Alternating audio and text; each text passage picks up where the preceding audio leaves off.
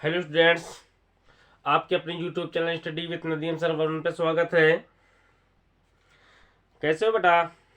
उम्मीद करते हैं सब लोग अच्छे ही होंगे, मस्त होंगे, है ना? सब लोग ठीक ही होंगे। चलिए बेटा, जैसा कि हम लोग जानते हैं कि हम क्लास 10th की एनसीईआरटी मैथ का फर्स्ट चैप्टर पढ़ रहे हैं और फर्स्ट चैप्टर में हमने एग्जाम्पल के कुछ क्वेश्चन कल करवाए थे। आज से बेटा हम आपकी एक्सरसाइज 1.1 यानी रियल नंबर 1.1 का फर्स्ट चैप्टर यानी कि चालू करने जा रहे हैं। तो बेटा चलिए देखते हैं कुछ एक्सरसाइज के क्वेश्चन जो है, ठीक है? कुछ एक्सरसाइज के क्वेश्चन देखते हैं। आइए बेटा करते हैं क्वेश्चन। देखिए बेटा, पहला क्वेश्चन दिया हुआ है, कहा है कि दर्शाइए कि एक विषम धनात्मक पूर्णांक का वर्ग किसी पूर्णांक q के लिए 8k+1 के रूप का होता है। क्या कह रहा है ये क्वेश्चन? बेटा ये क्वेश्चन कह रहा है, ये कह रहा है कि किसी धनात्मक विषम पूर्णांक का वर्ग ये 8k+1 के रूप का होता है। क्या मतलब है इस क्वेश्चन का? क्या कहना चाह रहा है ये बेटा कहना चाह रहा है, देखो बेटा इसको हम समझाते हैं। पहले इसको थोड़ा सा क्या नाम है, इसको दो पार्ट में समझाते हैं। देखो बेटा, इसमें कहा गया है कि किसी धनात्मक विषम पूर्णांक का वर्ग 8k+1 के रूप का होता है। तो समझिए बेटा, समझिए कायदे से, विषम धनात्मक पूर्णांक यानी सबसे पहले तो इसने कहा विषम धनात्मक पूर्णांक का वर्ग। तो लेते हैं विषम धनात्मक पूर्णांक। आइए बेटा समझते हैं कि सबसे पहले विषम धनात्मक पूर्णांक होते क्या हैं, है ना? अब विषम धनात्मक पूर्णांक सभी बच्चे इस चीज से वाकिफ होंगे। विषम संख्या सभी लोग जानते होंगे कि विषम संख्या क्या होती हैं। जैसे कि बेटा इसकी स्टार्टिंग कहां से होती है? 1 से होती है ना? 1 3 5 7 7 9 11 डॉट डॉट डॉट डॉट, है ना? ठीक है, इसकी स्टार्टिंग यही से तो होती है। यानी ये सारी की सारी आपकी क्या है? विषम धन पूर्णांक है। अब बारी बारी से एक एक संख्या को उठाते हैं, क्वेश्चन के अकॉर्डिंग इस चीज को बेटा समझते हैं। क्वेश्चन ने क्या कहा है? किसी विषम धनात्मक पूर्णांक का वर्ग 8k+1 के रूप का होता है, जहां पे के क्या है? कि आपका कोई पूर्णांक है। देखिए बेटा, सबसे पहले हम विषम संख्या 1 को उठाते हैं और 1 को उठाने के बाद इसका वर्ग करते हैं। वर्ग करने के बाद यहां पे 1 आता है। आ रही बात समझ में? अब यहां पे क्या हम इस संख्या को 8 इंटू 0+1 कह सकते हैं? बोलो बेटा, 8 इंटू 0+1 कह सकते हैं ना? ठीक है, तो यहां पे इस संख्या को हमने 8 इंटू 0+1 लिख दिया। अगली संख्या उठाते हैं। अगली संख्या बेटा क्या है? 3 है और 3 का स्क्वायर करेंगे तो 3 का स्क्वायर कितना हो जाएगा? 3 का स्क्वायर 9 होता है। अब यहाँ पे देखो, इस 9 को हम क्या लिख सकते हैं? 8 इंटू 1+1। बोलो बच्चा, बात समझ में आ रही है ना? अगली संख्या जिसे हम देखो यहाँ पे बेटा 5 उठाते हैं, तो 5 का स्क्वायर करेंगे तो कितना हो जाएगा? 25 हो जाएगा। और यहाँ पे इस चीज को हम लिख सकते हैं 8 इंटू 3+1, है ना? ठीक है, अगली संख्या हम 7 को उठाते हैं और इसका स्क्वायर करते हैं, तो यहाँ पे आप देखते हो 7 का स्क्वायर 49 होता है। और यहाँ पे 49 को हम लिख सकते हैं 8 इंटू 6+1। बोलो बेटा, ठीक है। ऐसे ही संख्या हम 9 उठाते हैं तो 9 का स्क्वायर करते हैं तो 81 होता है। और इसको हम लिख सकते हैं 8 इंटू 10+1।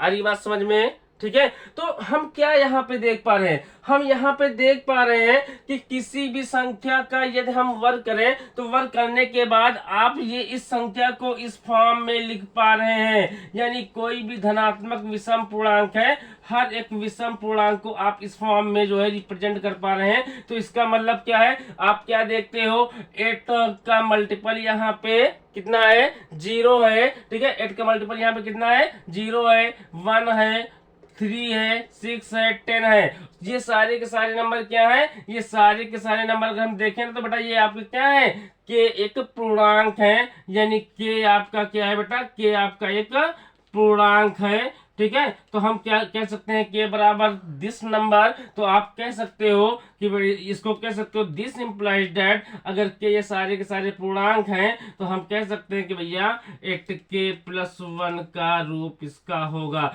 यानी किसी भी धनात्मक पूर्णांक का यदि हम वर्ग कर दें तो उसका वर्ग हमेशा 8k+1 के रूप का होगा, है ना। किसी कोई भी दुनिया की कोई भी आप संख्या, विषम संख्या उठा लीजिए। जैसे संख्या हम जो है मान लेते हैं, संख्या कौन सी मान लेते हैं, मान लेते हैं आप संख्या यहाँ से 11 ले रहे हो, तो 11 का अगर आप स्क्वायर करोगे तो 11 का भी स्क्वायर कितना हो जाएगा, 11 का स्क्वायर होता है बेटा 121 यानी 121 होता है। और इसको आप लिख सकते हो 8 का मल्टीप्लाई किस संख्या से कर दे कि यहाँ पे आपका क्या बच जाए, यानी कि ये आपका हो जाएगा 13 14 14 15 छक्का 90 15 105 15 8 120। यहाँ पे हम इसको 15 से मल्टीप्लाई करते हैं तो रिमाइंडर आपका 1 बच जाता है ना। तो आप देखते हो 8 × 15+1, यानी किसी भी संख्या का वर्ग करें तो वर्ग करने के बाद ये संख्या आपकी 8 × 15 बन जाती है। ठीक है, और +1 इसमें ऐड करने पर जो है ये इस संख्या का रूप धारण कर लेता है। तो किसी भी संख्या का हम वर्ग करें तो उस संख्या का वर्ग जो है हमेशा इस फॉर्म का होगा, किस फॉर्म का होगा, 8k+1 के रूप का होगा। ठीक है बेटा, आ रही बात समझ में। अब देखो, अब यहाँ पे इसको कैसे सॉल्व करेंगे, कैसे इसको जो है मैथमेटिकली इसको सॉल्व करते हैं। अब यहाँ पे कहा गया है, अब मान लेते हैं कि माना कोई संख्या, माना n एक विषम धन पूर्णांक है। माना n एक विषम धन पूर्णांक है, तब क्या होगा, तब विषम धन पूर्णांक बेटा कैसे होंगे, विषम धन पूर्णांक कैसे होंगे, हम कह सकते हैं n बराबर विषम धन पूर्णांक जो है बेटा हमेशा 8q, 8q+1, 8q+3, 8q+5। बोलो बेटा, होंगे कि नहीं होंगे, 8q+5 होंगे, है ना। क्यों ऐसा, क्यों और ऐसे नंबर क्यों होंगे, क्योंकि बेटा आप देखो यहाँ पे क्यों की वैल्यू आप कोई भी पुट करोगे ना तो आपको बारी बारी से विषम संख्या मिल चली जाएंगी। इसको बेटा इस साइड में समझाते हैं। क्यों की वैल्यू अगर हम क्यों बराबर रखते हैं 0 1 2 डॉट डॉट, ठीक है। अब यहाँ पे आप पुट करोगे तो 8 यहाँ पे अगर हम पुट करते हैं तो यहाँ पे पहले आप 0 पुट करिए, 0 0 0, तो यानी क्या हो जाएगा, ये पहला नंबर आपका 0 हो जाएगा और दूसरा नंबर आपका क्या हो जाएगा, दूसरा नंबर आपका जो है बेटा यहाँ से 1 मिल जाएगा और तीसरा नंबर 3 मिल जाएगा और चौथा नंबर आपका 5 मिल जाएगा। ऐसे ही हम क्या नाम है क्यों बराबर 1 पुट करते हैं तो 1 पुट करने के बाद यहाँ पे संख्या मिल जाएगी आपको जो है, सॉरी बेटा यहाँ पे 8q नहीं होगा, 8q+1 होगा, यानी कि 8q+1, 8q+1, 8q+3, 8q+5 और 8q+7 के फॉर्म का होगा। 8q+ क्या होगा बेटा, 8q+7 के फॉर्म का होगा, है ना। तो q इक्वल टू आप 0 0 जब पुट करोगे तो यहाँ से आप देखोगे 1 मिलेगा, यहाँ से देखोगे बेटा 3 मिलेगा, यहाँ से देखोगे आपको 5 मिलेगा, यहाँ से देखोगे आपको 7 मिलेगा। तो विषम संख्या मिल रही है ना। अगर हम क्यों इक्वल टू 1 पुट करते हैं तो 1 पुट करने के बाद देखिए अगला नंबर क्या मिलता है, 1 पुट करोगे 8 का 1 से मल्टीप्लाई करोगे, 8 1 जा 1 हो जाए, 8 1 जा 8 हो जाएगा, 1 को ऐड कर दो कितना हो जाएगा, 9 हो जाएगा। आ रही बात समझ में। यहाँ पे 1 से मल्टीप्लाई करोगे तो ये कितना हो जाएगा, 11 हो जाएगा। यहाँ पे मल्टीप्लाई करोगे तो कितना हो जाएगा, ये 13 हो जाएगा। बात समझ में आ रही है? ठीक है, यहाँ पे मल्टीप्लाई करो कितना हो जाएगा 15 हो जाएगा। तो इस तरीके से आपके डॉट डॉट नंबर इस तरीके से आपके चलते जाएंगे। बात समझ में आ रही है? तो यानी कि हर एक विषम संख्या आपकी इस प्रकार की होगी। कोई भी आप नंबर उठा के देख लो, ठीक है, और नंबर उठाने के बाद आप इसमें पुट करोगे, पुट करने के बाद देखोगे आपकी सारी की सारी विषम संख्याएं इस फॉर्म की निकल के आएंगी। बात समझ में आ रही है ना? ठीक है, चलिए अगर ये सारी की सारी संख्याएं 8q+1 8q+3 8q+5 8q+7 के रूप की हैं, तो इसने क्या कहा, इसने कहा यहाँ पे अब देखते हैं यहाँ पे क्या हो जाएगा।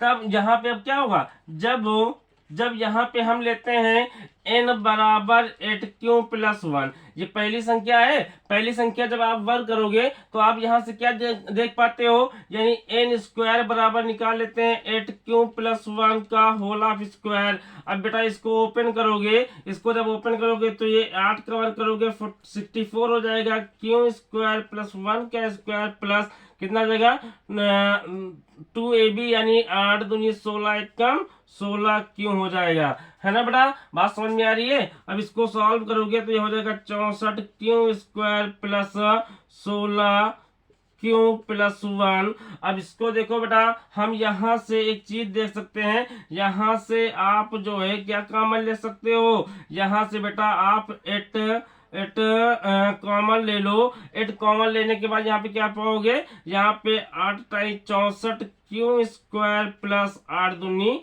16 क्यों हो जाएगा प्लस का 1। अब यहाँ पे देखो बेटा, यहाँ पे 8 इस पूरी वैल्यू को हम यदि के कंसीडर कर ले, इस पूरी वैल्यू को के कंसीडर, भाई के क्या है, के आपका एक पूर्णांक है, ठीक है। तो अगर यहाँ पे भाई यहाँ पे आप के की वैल्यू कोई भी डालोगे तो एक पूर्णांक ही निकल के आएगा, क्योंकि यहाँ पे के का आप कोई भी मान डालो 2 3 5 7 1 2 कुछ भी डालोगे तो यहाँ से एक पूर्णांक निकल के आएगा। तो यहाँ पे हम इसको कंसीडर कर लेते हैं कि ये के है, तो 8k+1 यानी कि इसका स्क्वायर, यानी पहली जो विषम संख्या आपकी 8q+1 है, ये आपका 8k+1 के रूप का हो जाता है, ठीक है। इसके बाद नेक्स्ट नंबर चेक करते हैं। नेक्स्ट नंबर बेटा, अब देखो यहाँ पे थोड़ा बेटा इस चीज को रेस कर देते हैं, है ना, इस चीज को रेस करके देखो अगला नंबर निकालते हैं, अगला विषम धन पूर्णांक फाइंड करते हैं। चलिए देखिए बेटा, आइए समझते हैं।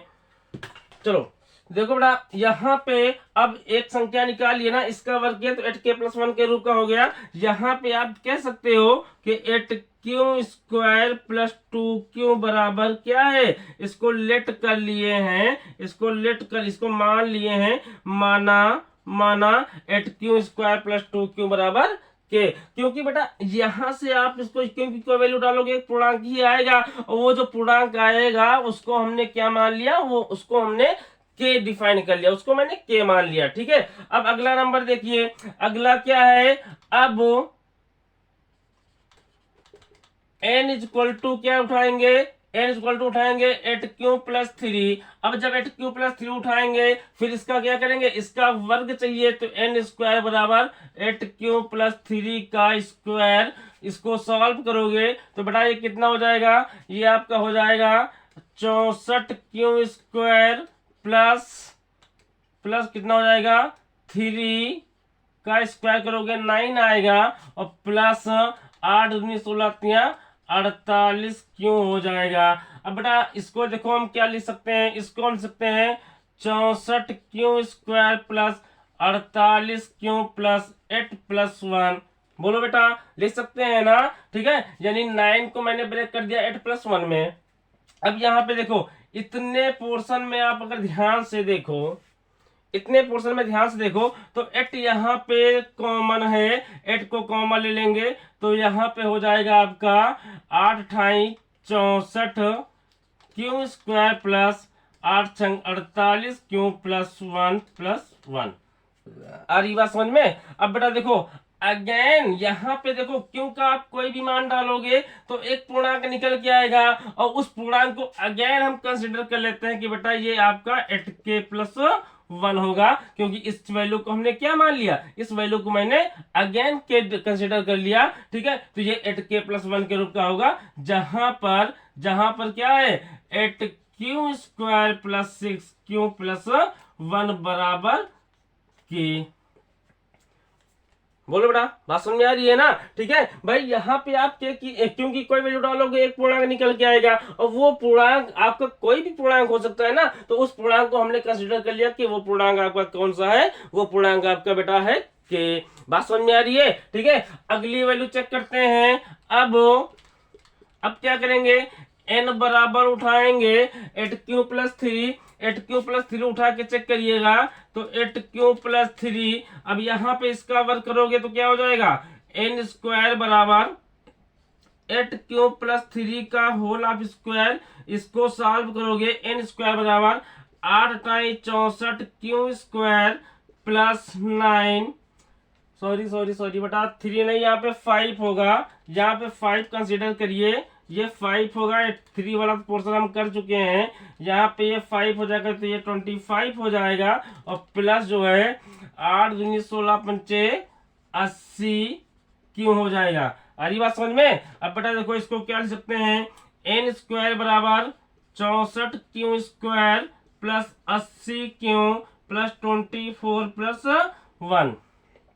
ठीक है, यानी 25 को हम 24 प्लस 1 लिख दिए। अब यहाँ पे देखो, यहाँ पे अगेन देखो इतना पोर्शन ले लो, इतने पोर्शन में से 8 कॉमन ले लो, 8 कॉमन ले लोगे तो कितना हो जाएगा, 8 टाइम 64 q² प्लस 8 दाम 80 क्यों प्लस 8 3 24 प्लस 1। अब फिर से देखिए बेटा, इस पूरी वैल्यू को अगेन आप क्या मान सकते हो, क्योंकि बेटा ये क्या देने वाला है, ये आपको एक पूर्णांक देने वाला है, तो इस वैल्यू को अगेन हम क्या कंसीडर कर सकते हैं, के कंसीडर कर सकते हैं, और के आपका क्या है, एक पूर्णांक है, तो यहाँ भी 8k+1 हो जाएगा, जहां पे 8q² plus 10q plus 3 equal to के। आ रही बात समझ में? ठीक है बेटा, तो यहाँ पे जो है आपका जो है ये भी 8k+1 के रूप का हो गया, यानी कि पहली विषम संख्या का वर्ग किए तो 8k+1 मिल गया, दूसरी संख्या का वर्ग किए तो 8k+1 मिल गया, और तीसरी संख्या का भी वर्ग किए तो भी 8k+1 मिल गया। चलिए अगली संख्या चेक करते हैं। अगली संख्या बेटा कौन सी है, अगली संख्या आपकी है जो है बेटा, इसको थोड़ा सा रेस कर देते हैं, आप लोग इसको देख लीजिएगा। ठीक है, इसको थोड़ा रेस कर देते हैं, थोड़ी जगह कम है इसलिए क्वेश्चन आपका आ नहीं पाएगा, तो इस चीज को बेटा रेस कर देते हैं, है ना? ठीक है, समझ में आ रहा है ना? तो अब अगली संख्या उठाइए। अगली संख्या देखो यहाँ पे क्या है, अगली संख्या आपकी है n इक्वल टू, अब क्या करोगे, अब लोगे संख्या कौन सी, 8q+7। अब इसका स्क्वायर करोगे, इसका जब आप स्क्वायर करोगे तो क्या हो जाएगा, n² बराबर 8q+7 का होल ऑफ स्क्वायर, है ना? ठीक है, अब इसको ओपन करिए, इसको ओपन करोगे तो ये हो जाएगा 64q², और 7 का स्क्वायर करोगे कितना हो जाएगा, 49 हो जाएगा, और प्लस जो है 8 दूनी 16, और 16 का 7 से मल्टीप्लाई करोगे तो कितना हो जाएगा, यानी 7 दूनी 14, 14 छंग 84, 14 पंचा 70, 14 छंग 84, कितना आएगा, यानी कि 8 सत्ती 56 में 112 हो जाएगा। 112 क्यों हो जाएगा, है ना बेटा? ठीक है, क्योंकि 8 का 7 से मल्टीप्लाई करो, 8 से 56, और 56 में 112 हो जाएगा। ठीक है, 112 क्यों हो जाएगा। अब इसको और सॉल्व करिए, 64q² प्लस 112 क्यों प्लस यहाँ पे क्या हो जाएगा, 49 को हम लिख सकते हैं बेटा 48+1, है ना? 49 को 48+1 लिख सकते हैं ना। अब अगेन देखो इतने में से क्या कॉमन है, इतने में से फिर से देखो बेटा 8 आपको कॉमन मिल जाएगा, 8 टाइम 64q² प्लस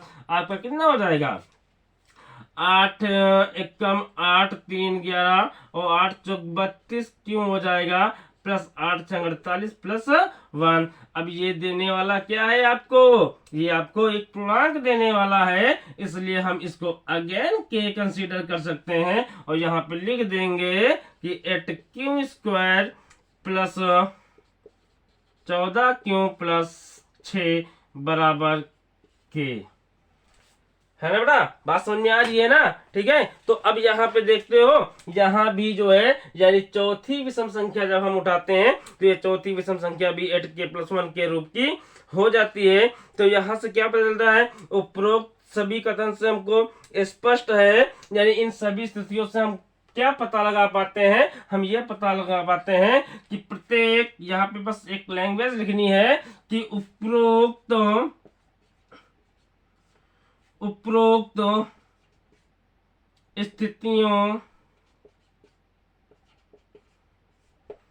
स्थितियों से स्पष्ट है कि n स्क्वायर प्रत्येक विषम धन पूर्णांक का वर्ग 8k+1 के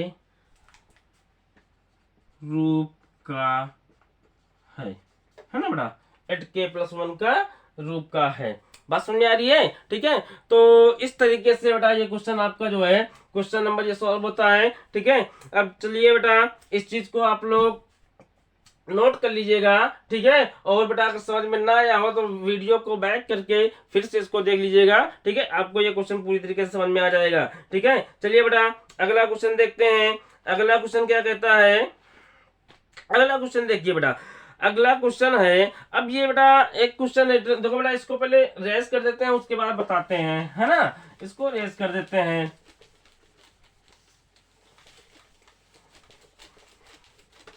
चलो देखो बेटा अगला क्वेश्चन क्या कह रहा है। अगला क्वेश्चन कुछ बेटा काजू और बर्फी पे है।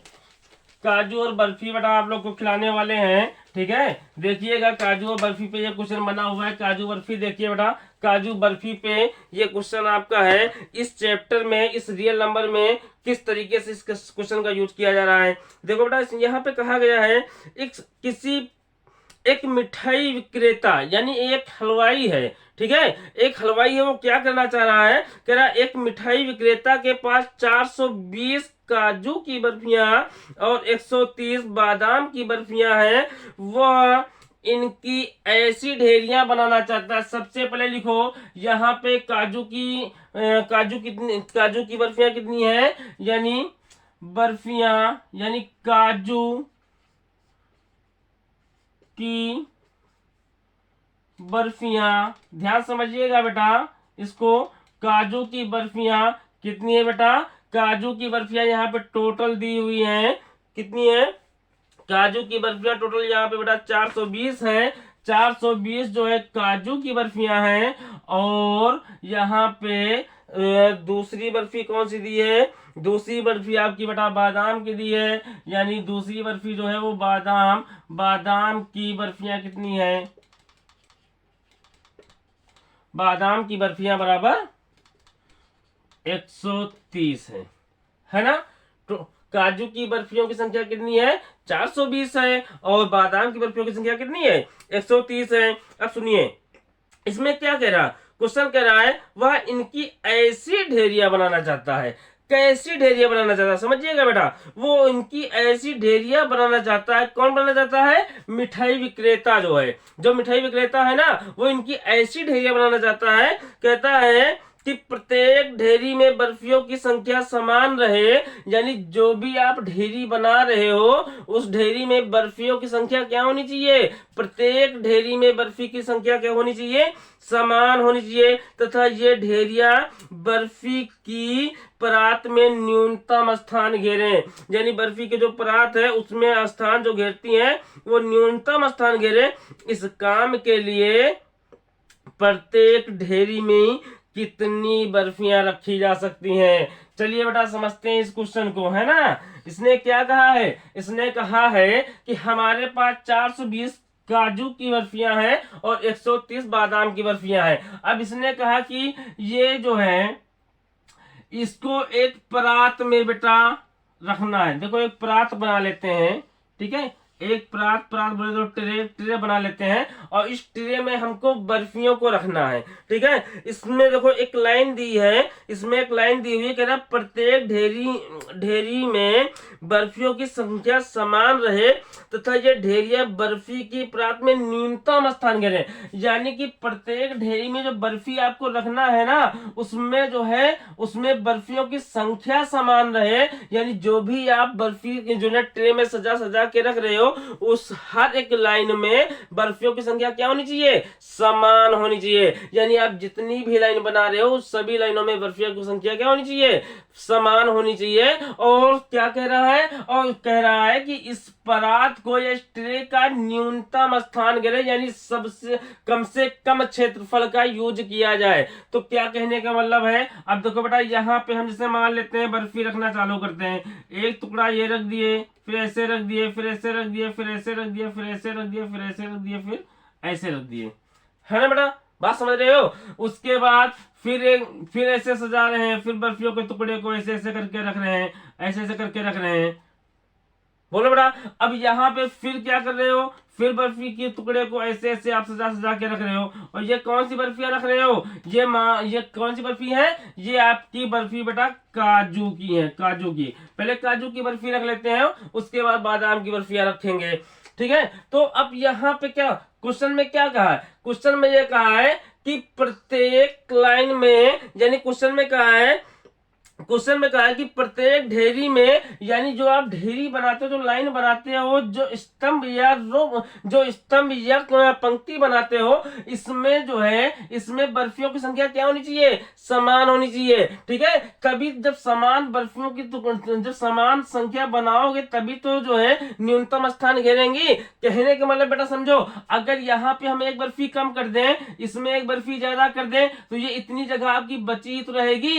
इसका मतलब ये जो जगह बची हुई है, इस जगह पे भी हमको बर्फी फिल कर देना है, रख देना है, और यहाँ पे भी बर्फी रख देना है, यहाँ पे भी बर्फी रख देना है, तभी तो बेटा न्यूनतम स्थान घेर पाएंगे। भाई इस परात में कोई भी जगह खाली ना बचे, हमको इस तरीके से बर्फी की सेटिंग बनानी है कि कोई भी जगह यहाँ पे खाली ना बचे। बात समझ रहे हो। फिर यहाँ पे आप ऐसे करके बर्फियों को सजा सकते हो, फिर ऐसे रख सकते हो। बात समझ में आ रही है। ठीक है, अब यहाँ पे मान लेते हैं, अब सुनिए हमारी बात। यहाँ पे आप देखते हो, यहाँ पे अब हमको नहीं पता है, यहाँ पे हमको नहीं पता है कि मतलब यहाँ पे कितनी बर्फियां, मतलब एक लाइन में या एक ढेरी में कितनी बर्फियां रखी गई हैं। तो ऐसी कंडीशन में मान लेते हैं कि यहाँ से यहाँ तक की एक लाइन में जो बर्फियों की संख्या है, हम मान लेते हैं बेटा कि यहाँ पे कितनी है, यहाँ पे मान लेते हैं x है।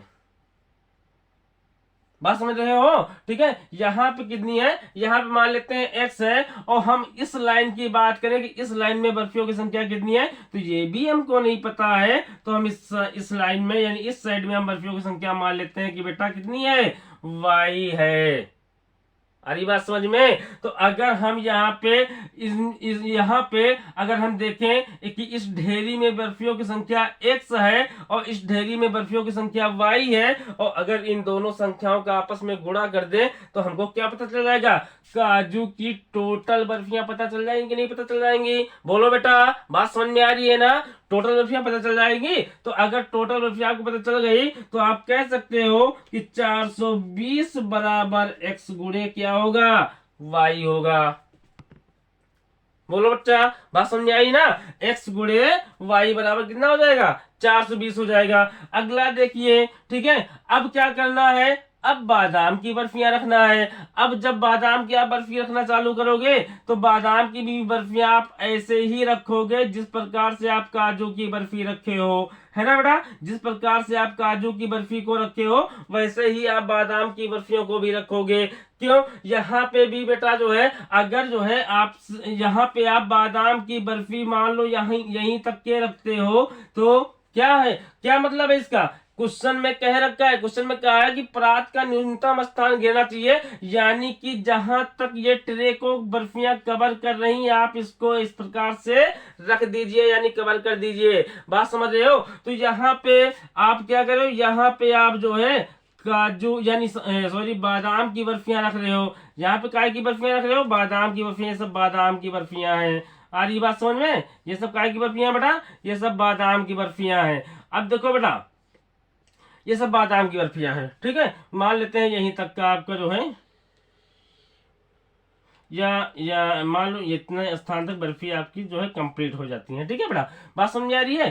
तो अब यहाँ पे देखो, यहाँ से यहाँ तक की जो है आपकी जो बर्फियां थी काहे की थी, काजू की थी। अब बेटा यहाँ से यहाँ तक की जो बर्फियां हैं, अब यहाँ पे यहाँ से यहाँ तक की जो बर्फियां हैं वे काहे की हैं बेटा, बादाम की हैं। तो सुनो हमारी बात, अगर हम इस ढेरी की बात करें यानी वर्टिकली बात करते हैं, तो वर्टिकली में आप देखते हो जितनी बर्फियां काजू की थी उतनी ही बर्फियां वर्टिकली में बादाम की भी होंगी। समझ में आ रहा है। तो यानी कि अगर एक्स बर्फियां यहाँ पे आप काजू के रखे थे तो यहाँ एक्स बर्फियां ही बादाम के रखोगे। बट यहाँ पे हमको नहीं पता है कि यहाँ पे जो है कितनी बर्फियां यानी इन बादाम की बर्फियों की कितनी लाइन बन रही है, आप नहीं बता सकते हो ना। तो ऐसी कंडीशन में इसको हम मान लेते हैं कि बेटा यहाँ पे ये जेड है। तो यहाँ से यहाँ तक की ये क्या हो जाएंगी, काजू की या सॉरी बादाम की जो बर्फियां हैं वो एक्स हो जाएंगी, और यहां से यहां तक की जो है जेड हो जाएंगी। तो आप जब इनका और इनका यानी एक्स और जेड का मल्टीप्लाई कर दोगे, एक्स गुणे जेड कर दोगे, तो आपको कितना मिल जाएगा, आपको मिल जाएगा 130, है ना बेटा। बात समझ में आ रही है ना भाई। अगर हम जेड का एक्स से मल्टीप्लाई कर देंगे तो हमको बादाम की जितनी बर्फियां हैं वो सारी की सारी बर्फियां पता चल जाएंगी, है ना बेटा। अब सुनो, अब अगर हमको ये पता चल गया तो बस हो गया आपका क्वेश्चन। आप क्या देखते हो, 420 का बेटा फैक्टर क्या है, एक्स और वाई है, और 130 का भी आप देखो इसका फैक्टर क्या है, एक्स और जेड है। आप क्या देखते हो, आप क्या देखते हो बेटा, आप देखते हो कि दोनों में x क्या है, दोनों में x क्या है, x इसको भी डिवाइड करता है और x इसको भी डिवाइड करता है। इसका मतलब क्या है, इसका मतलब ये हमसे क्या कहलवाना चाह रहा है, ये हमसे क्या पूछ रहा है, ये हमसे हाईएस्ट कॉमन फैक्टर पूछ रहा है, ये हमसे क्या पूछ रहा है, मासा पूछ रहा है। बात समझ में आ रही है। ये हमसे क्या पूछ रहा है बेटा, ये हमसे मासा पूछ रहा है। तो अब करते हैं इस सवाल को। ये तो था बेटा आपको जो है क्वेश्चन समझाने का तरीका कि क्वेश्चन को किस प्रकार से समझाएंगे। ऐसे वैसे तो हम इसको ऐसे भी लगा सकते थे कि भैया इसका एचसीएफ क्या नाम है 420 और 130 का एचसीएफ फाइंड कीजिए, डायरेक्टली जैसे कोचिंग में या स्कूल में बताया जाता है। ठीक है, खैर वो तो बात की बात है, उससे हमारा कोई लेना देना नहीं है। लेकिन हम आपको इसको ऐसे डायरेक्टली बता सकते थे कि मतलब जो है यहाँ पे संख्या जो है जो काजू की है वो 420 है और बादाम की जो है वो 130 है। 420 130 का मासा निकाल दीजिए। ठीक है, जो मासा आएगा वही इसका जो है आंसर हो जाएगा, है ना बेटा, वही इसका आंसर हो जाएगा, है ना। तो यहाँ पे आपको ऐसे डायरेक्टली समझाने से कोई मतलब नहीं था, है ना। तो अब इसको देखो बेटा, करते हैं क्वेश्चन जो है। तो आप क्या करोगे, यहाँ पे लिखोगे हल, यहाँ पे लिखोगे काजू, इधर करते हैं बेटा कायदे से, काजू की बर्फियां बराबर 420 और बादाम की बर्फियां बराबर 130 यानी कि 130। ठीक है, काजू की बर्फियां बराबर 420 है और बादाम की बर्फियां बराबर 130 है। तो HCF ऑफ अब इसको करते हैं बेटा पहले यूक्लिड से, है ना, यूक्लिड विभाजन, इसको बेटा शॉर्टकट में लिखते हैं। ठीक है, 2-4 सवाल कर चुके हैं, समझ गए यूक्लिड विभाजन एल्गोरिथम क्या होता है। यूक्लिड विभाजन परमेयिका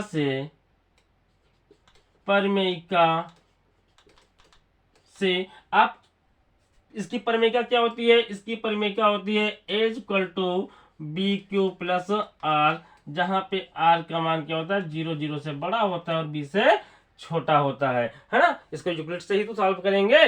ठीक है, तो ए का मान कितना है, अब यहाँ पे हमेशा क्या होता है बेटा, ए इज ग्रेटर देन बी होता है, तब यहाँ पे हम कह सकते हैं बेटा ए बराबर होगा 420 और बी बराबर होगा क्या 130।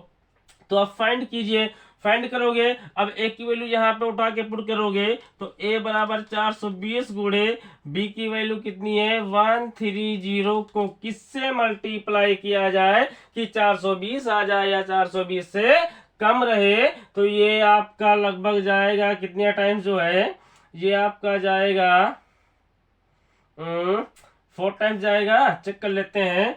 13 चौको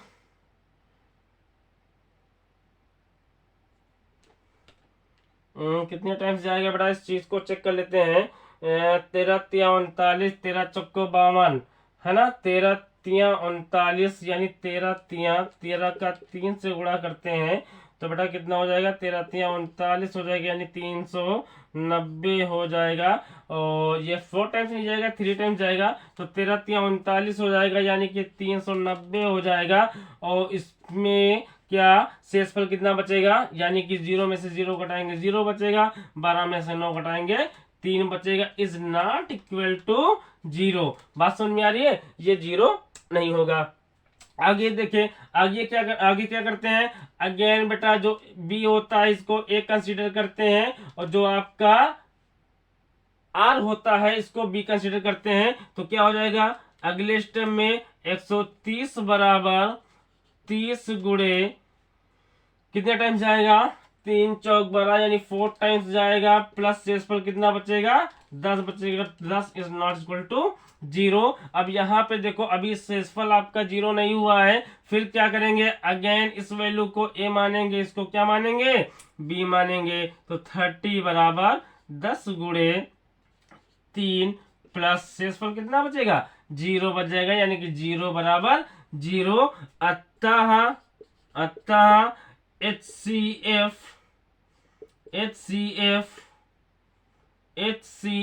ऑफ किसका बेटा, HCF ऑफ 420 130 बराबर कितना है, 10 आएगा। 420 130 बराबर कितना आएगा बेटा, 10 आएगा। ठीक है, तो यहाँ पे 420 और 130 का HCF कितना आ गया बेटा, 10 आ गया। यानी कि इसका क्या कहने का मतलब है, इसका मैं कहने का मतलब ये है कि प्रत्येक ढेरी में बेटा हम जो बर्फियों की संख्या रखेंगे वे 10-10 रखेंगे, है ना। तो यहाँ पे लिख देते हैं कि प्रत्येक ढेरी में प्रत्येक ढेरी में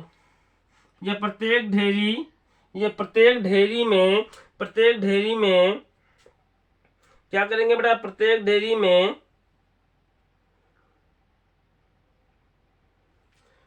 इसको बेटा ऐसे नहीं लिखते हैं, इसको लिखते हैं यहाँ पे कि प्रत्येक प्रकार की 10-10 ढेरियां बनाएंगे। क्लियर है, बोलो बेटा, बात समझ में आ गई ना।